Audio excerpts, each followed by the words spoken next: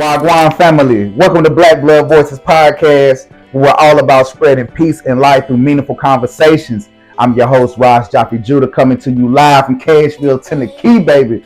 Hey, man, if y'all ready to elevate your mind and elevate your spirit, man, talk about some real raw discussions and, dig through these gems to help you get shit done, keep a positive mindset as an entrepreneur because, everything is hard, but you got to choose your hard, right?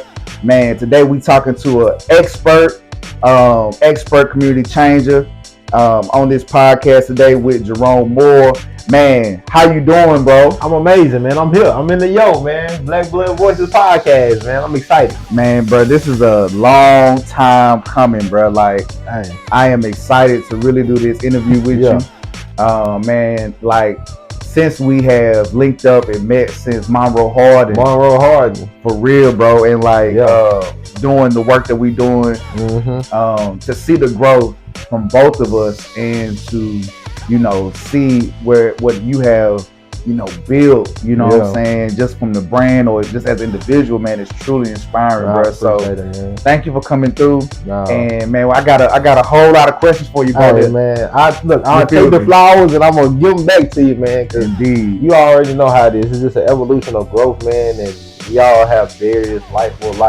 And just to see both of us still continue to just grow in progress, just over time, man. So it's an amazing thing to do it yourself, but also amazing to see other people doing alongside with you, man. So I'm happy to be here, man. So for the people who are, listening and just, tapping in with you on this platform, let's go through the basics, right?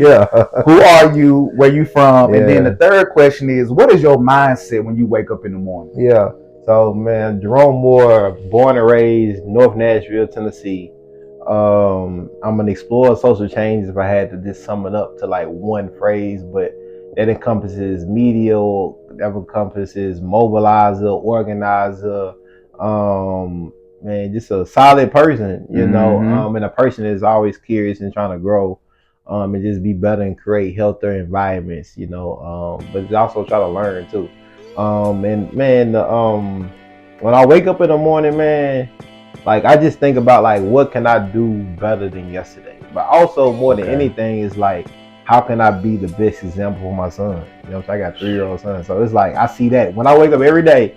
I see him or he wakes me up, right? Every single day. So it's like, dang, I gotta, like, cause it's beyond me at this point. You know what I'm saying? If it was just about me, I probably would have been like stopped. I'm good. But like, it's about my family now, and then just other people being able to see how I can support them going forward in life. So yeah, man, that's kind of what I think about, man. Man, so, and I think that's a great mindset to have, bro. Like having a focus on something bigger than you. Being able to identify not only your purpose, but also your rhythm, which is super important. For sure. So like, let's kind of like move more into about, let's learn more about, the business side of Jerome L. Because oftentimes we always see you doing great things in public speaking and doing great things with deep dish conversation and explore social change. When it comes to the business, man, when did you first realize that you wanted to become an entrepreneur? I think because I was too much of a rebel. I think when I got into an argument at MTSU, Middle Tennessee State University, our freshman year, I got into like an argument with a professor about like what I needed to do or how I needed to talk or dress in order to succeed or have opportunities, right? And basically what she was saying, what I didn't know at the time, I'm 18 years old, that I needed to conform. You know what I'm saying? Wow. To be successful. And I understand it, like, even now, like, I get it, like, as a black woman telling a black young man, like, hey, look, you need to do these things in order to succeed. But what she should have told me is, like, this is probably the easier route. This is the elevator route. Like, if you want to kind of make it in this white world, right, as a black man, like, you're going to need to pull up your pants. You're going to need to wear a suit or dress this way, talk this way, right? Code switch, all those things. Which is fine. Like, that's one way, right? But she should have said, or you can do your own thing. You can be you. And that's more like taking the stairs in life, right? But she only gave me that one direction and I wasn't feeling that. And so I kind of knew at that moment, like, I'm probably gonna have to do my own thing, because like, it doesn't make any sense to me why I have to look or talk a certain way in order to have an opportunity at a job. I thought it was about, can you do the job, right? And that still goes on today, right? People still feel like I have to cut my hair or do these things, or you know, it's like, this is still a conversation today that in particular Black people have to go through, and probably in Black men and women on their own levels when it comes to grooming or how they look, and how they dress and things like that. So I just wasn't feeling that, man. So I knew at that moment, I was like, working a regular 9 to 5, like traditional, wasn't gonna be for me because of my mentality and my attitude and my character. It wasn't gonna work with systems. And so that's when I knew. Mentality, attitude, and character. Yeah. I love how you broke that down, because I think that's something I can truly resonate with, right? You know, being an entrepreneur, you have to have some type of rebel spirit, because you have to have some type of self-motivation in order to be able to maneuver and navigate through the ups and downs of life. Right. So as you started to grow into this entrepreneur mindset, entrepreneur path, did you have any examples around you before you got in this position? Yeah, like my daddy, far from just a hustler, a business person, like a person that's gonna go get it. He was a barber, he was a barber master, barber instructor, and as you know, as a barber yourself, like that's entrepreneurship. You gotta go out there, do your gun tails, you gotta cut them heads. Like, you don't cut, you don't eat, type of thing, right? And so that was my daddy's like occupation.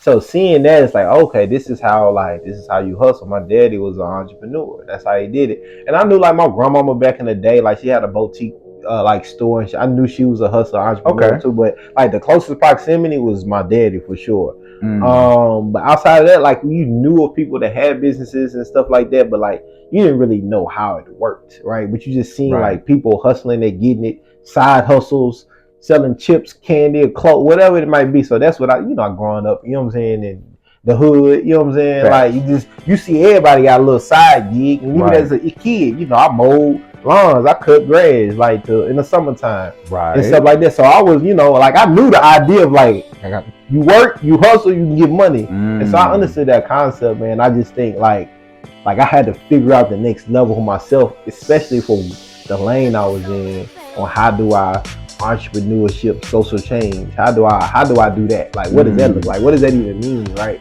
And I think, just the times that we in allowed me to be able to do that in an efficient way with technology and just content and things like. But just figuring out, like, kind of how do you do that? Figuring out how, like, so basically, like, learning as you go and learning from others. And it's dope that you were able to have those immediate influences from your father and mother and people around you, and in your environment. How so kind of like tying those two in, how does in the lane of entrepreneurship, how does authenticity work in your favor as an entrepreneur? Like, it can work against you too. I think so. I think I just depending on who you're doing business with as an entrepreneur, right? Some people will accept you for who you are on face value. Some people want you to hop and skip and play a game and also conform. You know what I'm saying? So you can still get some of that conformity in entrepreneurship that you can, or that you think you have to do, just work in a traditional job, in a corporate job with an organization. And there's nothing wrong with that. And so for me, like, I just always stay myself. I'm gonna give you a highlight moment, right? Okay. Where I knew like, this shit just wasn't gonna be for me, right? So me and my daddy, so this is where this is 2012 going into 2013. I just graduated from MTSU, right? I'm trying to figure out, what I'm gonna do. I end up working in Shelbyville at Tyson's Chicken for 3 months. Okay. I worked at the chicken, the chicken plant. I was they made me a supervisor. Wow. I ended up out of college, right? I was making like $52,000 a year. Like, the most money, like, I'm 21 years old. No, just turned 22, right? And so I worked there. I only made it 3 months because, again, the system, the kick, I couldn't, I just wasn't going to be for me, right? But this was the kicker, though, right? So I'm still trying to figure out myself, too, who I am. And so me and my dad started the barber college, my three sons barber college, that was on Buchanan Street, right across the street from Bud's Hardware and Ed Fish is right there, right? Mm-hmm. Just to give people some proximity. Facts. So this is before Slim and Hussey. This is before like the new influx of businesses that's on Buchanan today, right? So we talking about 2012, 2013, right? Mm-hmm. And so at this time, I'm still thinking like, okay, I'm a business owner. I'm the CEO of the company. I'm also getting my barber hours at the time so I can get my license. Just to, if I'm gonna own a barber college, I might need to be a barber, right? And so but I'm putting on the suit. I'm putting on suits and dockers and loafers. I'm trying to figure like, in my mind, like this is what business people look like, right? Facts. And I went into a meeting with a current state representative that's still here today. Like he's still a current representative, right? I ain't gonna say his name, but we cool. But this is I don't think it's a good light on him in a way. But at that time, right? And so I remember I got like some some like brown loafers on, and I got on some regular socks, right? Just regular plain socks. And so I'm in here talking to him about like some funding, some grant money to get for the barber college, right? And he looks, you know what I'm saying? He just peeped out my tie, he peeped out my socks. He's like, man, you know, and I think he was trying to give me game at the same time, but this is why I knew like this is not a game I'm trying to play. He's like, you know, man, some people will probably look at them socks with them shoes, and just because they don't go together as far as like ethically, what's the word? When it comes to etiquette, when it comes to just dress etiquette, they don't really. I had on regular socks for loafers, right? I didn't have on dress socks. He was like, man, you know, some people probably won't even talk to you or give you money just from looking at that, right? Which he may be right, because etiquette plays a part in some business people's minds. Like, what fork do you use? How are you putting your napkin on your lap? Like a lot of that etiquette plays a huge part in business, right? Okay. But then I knew, I'm like, man, if somebody's gonna judge me or not do something for me based because the socks don't pair well with the loafers, like this ain't, I ain't finna do this. I'm not doing this, right? In that moment, I realized, like, yeah, like I'm done. I'm done with the putting on the suits and dressing up and trying to play this game. I knew at that moment, I learned like I can't do that. Like I can't. That's not authentically me, right? And so I'm gonna have to figure out how to be authentically me in these same spaces, which I figured out.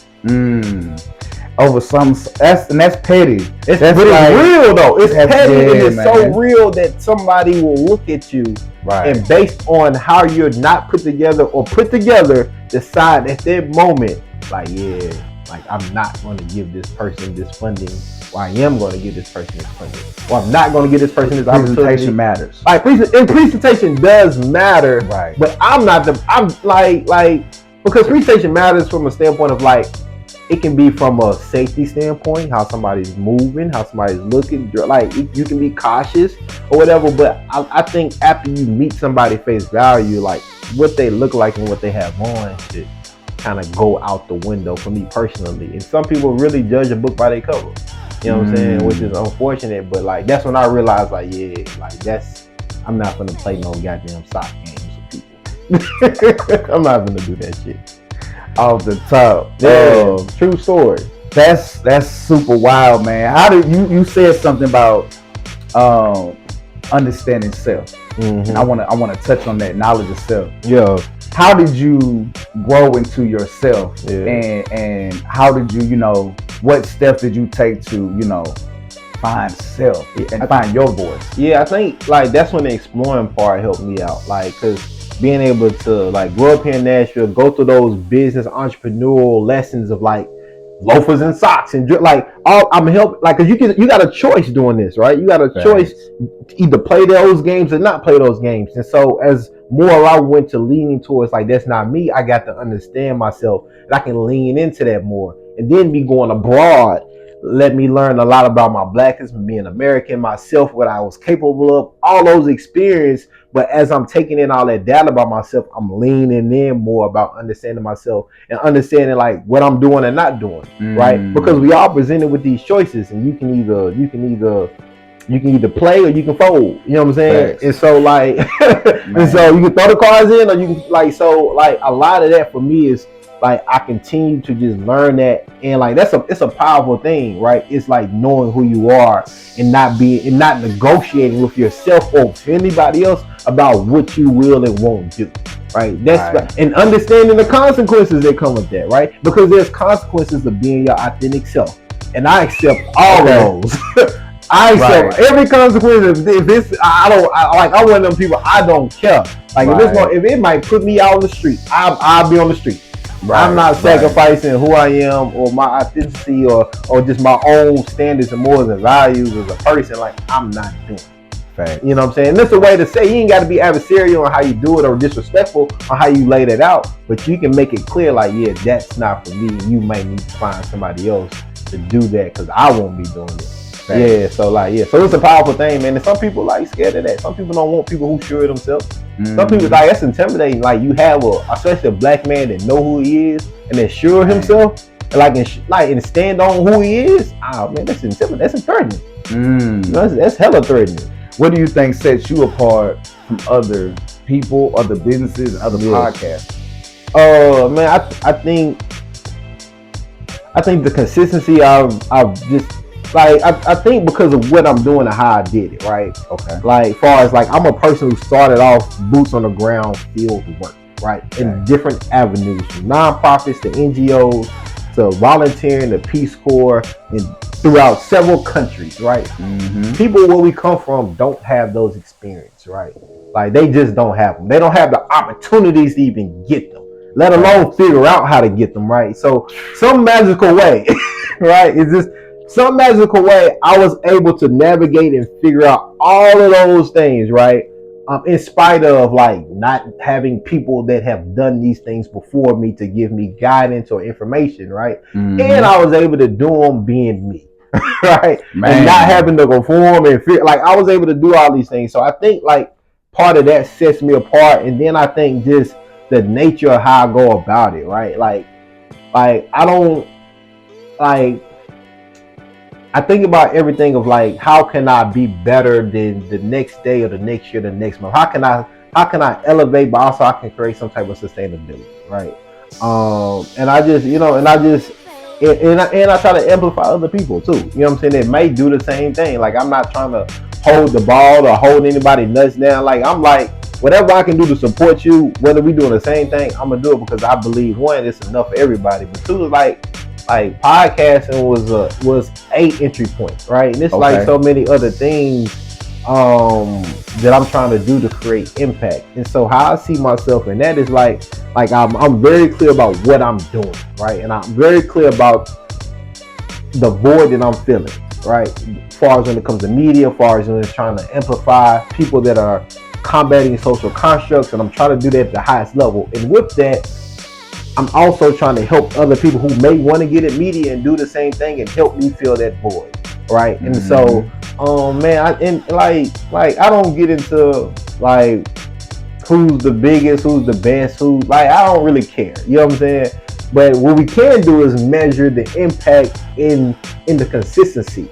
And I think when it comes to impact and consistency over time period and just evolving, I don't think it's close. Personally, I don't think it's close. And a lot of that has to do with just the journey that I went through compared to others. Right. But even with all that said, like you won't, you know what I'm saying? You won't, like people are like you. I'm very meek about it. Like I don't wear it on my sleeve, everything I've done, because it's a lot. And if somebody's like, tell me what you did, we'll be here all day for hours. like real life. And so like people know like actions speak louder than words. Come on. And that's why I can support any and everybody from whatever they doing. Hey, support the Black Blood Voices podcast.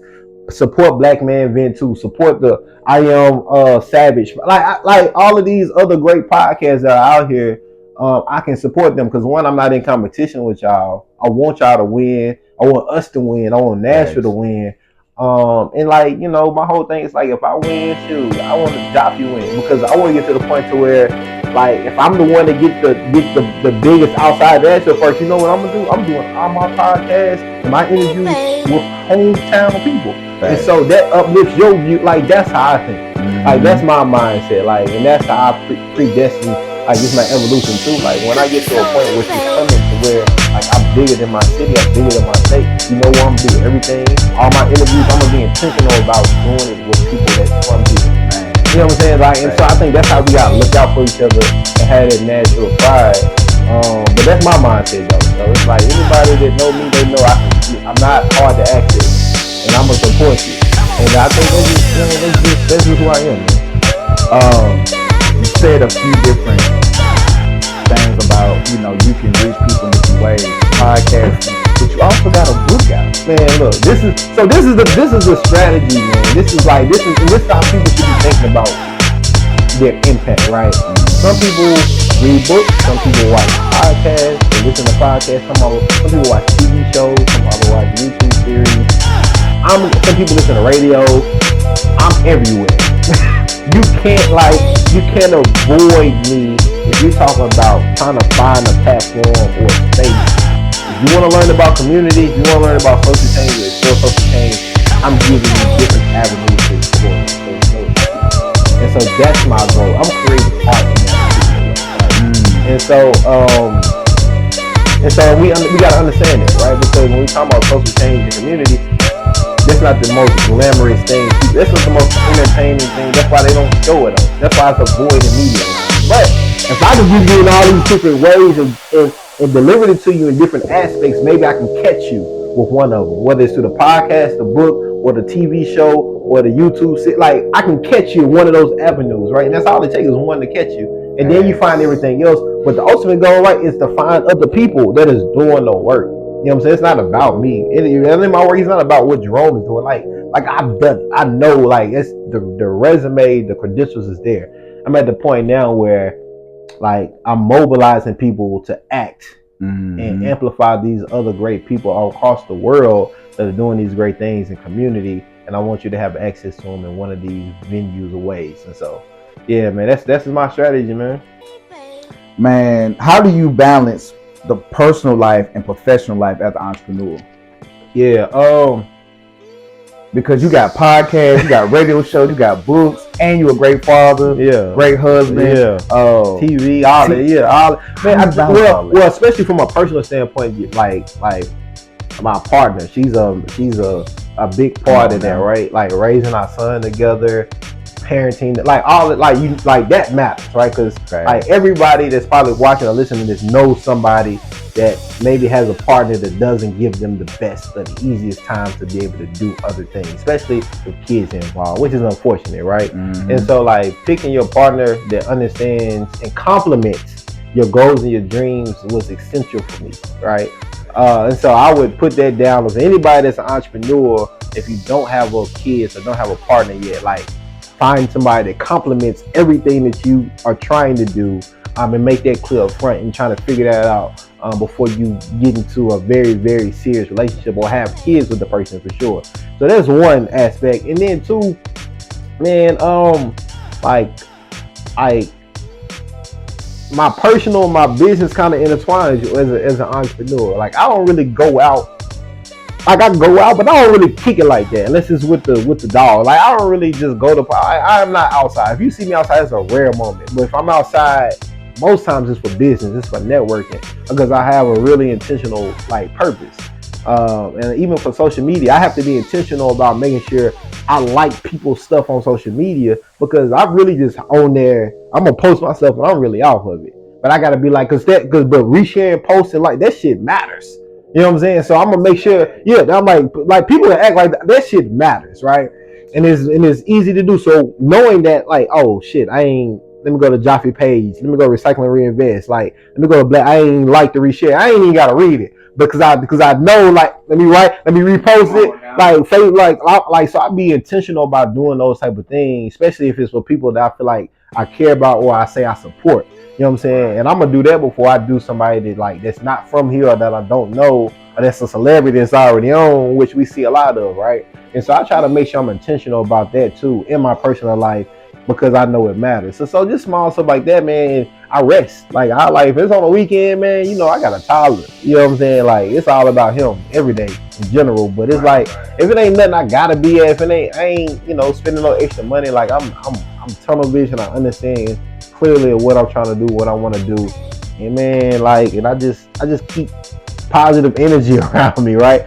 I stay away from negative people or negative places, negative energy, and I try to remain stress free, man. But that's what I'm intentional about that. Like I don't have negative people around me, and I'm not a negative person, right? I try to stay positive, and when I enter a space, I want it to be a positive array of things that beam off of me that makes people more positive than they were when before I entered the room. What would you say are like some of your key strategies or tactics that help you grow your business? Yeah. Strategizing in general, you got to think. You got to have time to think, right?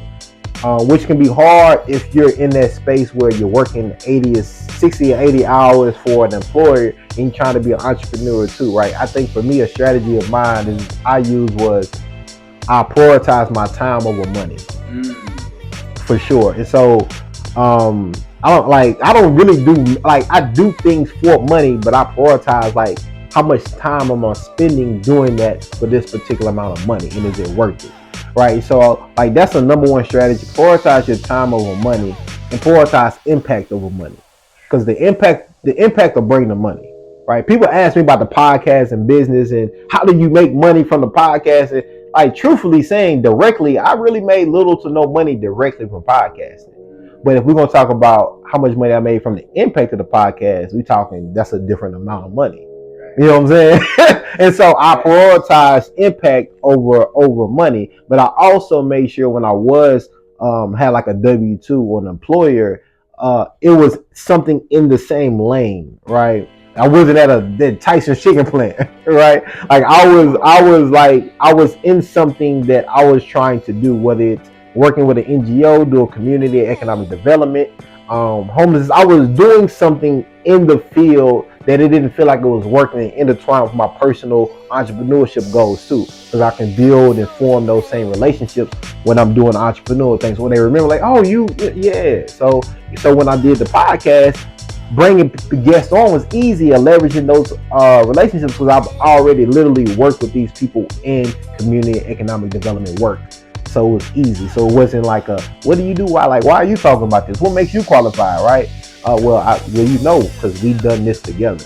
And so, man, that's some of the strategies, man. And I think too, just another one was, man, the people around you as well. Yeah, the people around you, man. Yeah, I mean, you gotta keep positive people around you. You gotta have people that support you, and even if they don't understand the bigger picture, they support you. And like, you gotta, like, I was having a conversation with somebody about this on Instagram, but like, you gotta have expectations of people. You know what I'm saying? Which I think is okay. Like, not saying that they have to do everything that you would do, but it's like, you're gonna have people in your life, right? They gotta be standards, and they gotta be some type of expectations on how each other gonna support each other, build and grow, right? And like, I think everybody around me understands, like, whether I gotta put up your merch table, say whatever I can do, I'm a show up for you, right? So having people, reciprocity. So having people that show up for you is important. And not to say you got to get mad or be angry at those who don't, but you got to just make sure you understand where they are. You know what I'm saying? And so you don't let yourself down, thinking that like these individuals will be doing this when they have shown you in their character and their traits, like, nah, they are, unfortunately, they are not the ones that are going to support you in this venture. And that can be some of your closest people, your family, your friend, like the ones that you expect. Like, man, of course they're going to share my posts and do all of these things. Sometimes it don't happen, and it's okay to feel some type of way about it, but it's also okay to be like, hey, let me just focus on those who are doing that. Let me put my energy there. Because it may be a thing that they may support a little bit later. Yeah, true. Yeah, facts. Because some people, I've had that happen. Yeah, facts. Like, and I've also been in a position where I've seen like nobody really supported, to like, oh, now they supporting, and it's also a thing like, you know, are you aligned with what they own? You right. Know what I'm saying? Yeah. Some people post stuff on their timeline. It's like, I ain't really own that. Yeah. So it's like it's all And that's okay to communicate. Cause if I feel like if you my dog or if you my homegirl, and I should be okay. It's like, hey, I see you posting and resharing everybody else stuff. I'm just like, I would like for you to do the same for me if you can and have the availability. Because they might not know. And so it's okay to broach them about it too.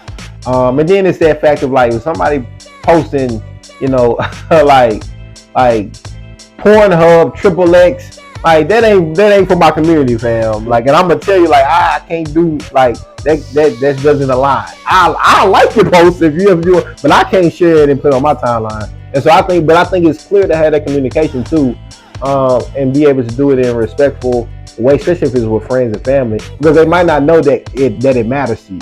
And then once they're aware, they're like, oh yeah, I got you. I didn't know. And then then you get your extra few share posts. But yeah, man, it's okay. But have good people around you that's gonna show up for you for sure.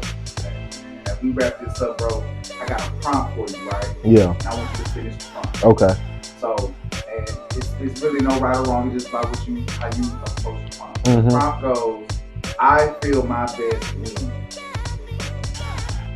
And I want you to finish. I feel my best when.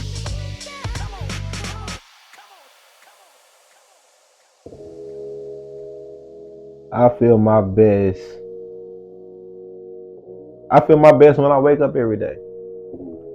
Yeah, I feel my best when I wake up every day. It's not I'm being honest with you, man. It's not a moment that if I'm alive and I wake up and I have to perform, if I have to be on, like, pop my shit, like, I go in believing and knowing that I'm gonna drop 100 like Will.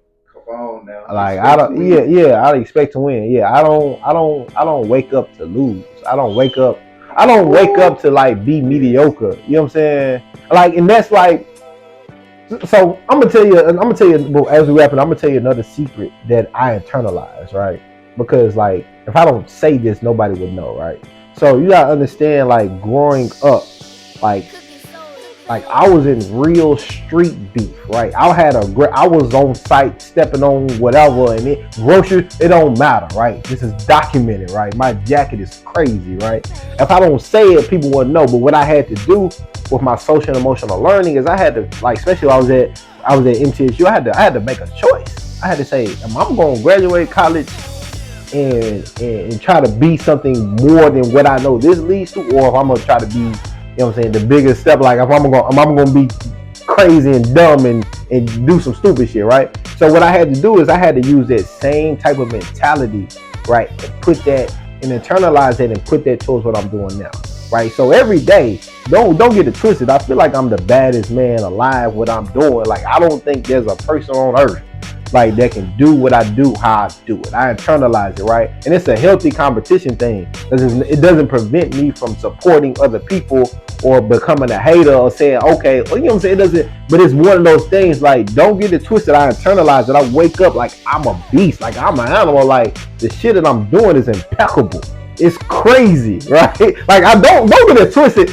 It's all internalized. I don't wear it on my sleeve, you know what I'm saying? Because there's no need. It's no need to, right? There's no need to, but I internalize that fierceness, and I internalize that confidence and that belief in me in everything that I do. And so when I wake up, like, that's what I internalize. And when I'm in the gym, I'm like, I'm in here. I'm built different, you know what I'm saying? And so I internalize all of that, man. And, like, I think that's part of being an entrepreneur. You gotta have that self-confidence and belief, and it gotta be like it gotta be like, so when people ask me, I'm gonna tell you how crazy your belief gotta be. When people ask me, like, when you think about social change, who's the biggest probably impact of social change, right? Who do you think that is? Who do you believe that is? Biggest impact of social change in the world. We can go with Malcolm X. Right? I'm gonna say probably Jesus Christ. Yeah. Right? Right. I'm gonna, like, we talking about the number one book sold is the Bible. You know what I'm saying? Okay. And if you look at his journey, right, whether you believe it or not, right? Whether you believe it or not, if you look at his journey, like, in the stats, and, like, he was about social change and impact, that he still has the number one book sold every year, right? And so when people ask me, who do you like, what is your ranking? I'm trying to be as big as Jesus Christ when it comes to social change and impact. It's crazy, right?